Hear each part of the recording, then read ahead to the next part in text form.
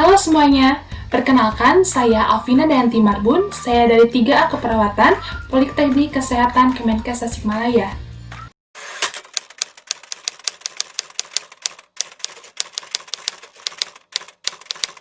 Baik, di sini saya akan menjelaskan tentang tindakan triple maneuver airway. Nah, triple maneuver airway ini adalah suatu tindakan pertolongan pertama yang diberikan kepada pasien karena jalan nafas pasien tidak lancar, dan triple maneuver airway ini merupakan kombinasi dari ekstensi kepala, lalu mengangkat dagu, dan membuka mulut dengan bantuan penolong atau perawat. Nah, triple maneuver airway ini terdiri dari 3 tindakan. Yang pertama ada head tilt, lalu chin lift, dan jaw thrust. Nah, sebelum melakukan 3 tindakan ini, kita harus melakukan 3 metode. 3 metode ini yaitu ada look, listen, dan feel. Nah, look ini artinya kita lihat apakah ada pergerakan dada pada pasien atau tidak. Lalu yang kedua, listen. Listen ini adalah dengar. Kita dengar apakah ada suara nafas yang dikeluarkan pasien atau tidak, dan apakah ada suara nafas tambahan yang dikeluarkan oleh pasien. Misalnya suara nafas tambahan snoring, yaitu suara nafas seperti mengorok. Lalu yang kedua, suara nafas gargling atau suara nafas seperti berkumur. Yang ketiga, suara nafas crowing, yaitu suara nafas dengan nada tinggi. Dan yang terakhir adalah suara nafas stridor, yaitu suara nafas seperti menging atau karena disebabkan jalan nafas tersempit, seperti itu. Nah, setelah kita listen, yang terakhir adalah feel.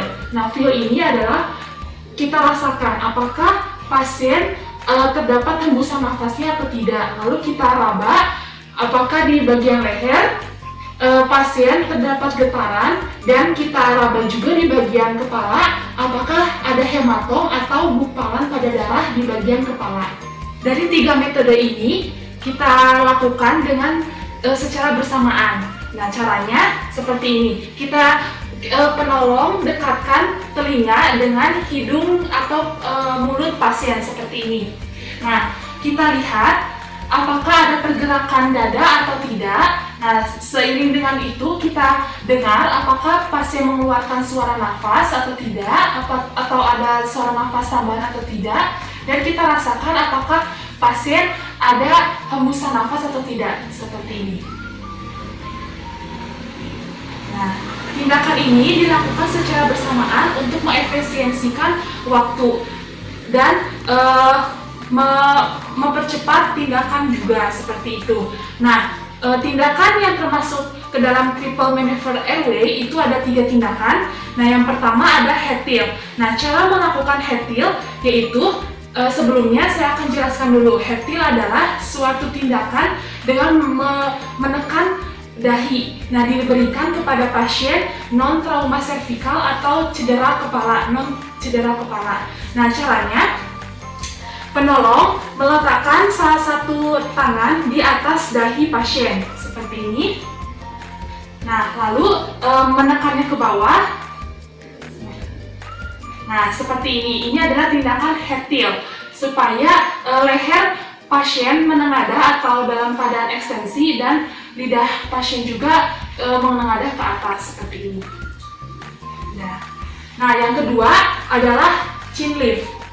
Nah, chin lift adalah tindakan mengangkat dagu ke atas untuk keadaan pasien non trauma servikal atau trauma cedera non cedera kepala. Nah, dilakukan dengan cara penolong menggunakan 2 jari, yaitu jari telunjuk dan jari tengah. Nah, kedua jari ini diletakkan pada bagian dagu pasien, lalu menariknya ke atas. Setelah itu gunakan jempol di bagian mulut bawah pasien. Setelah itu tarik ke bawah.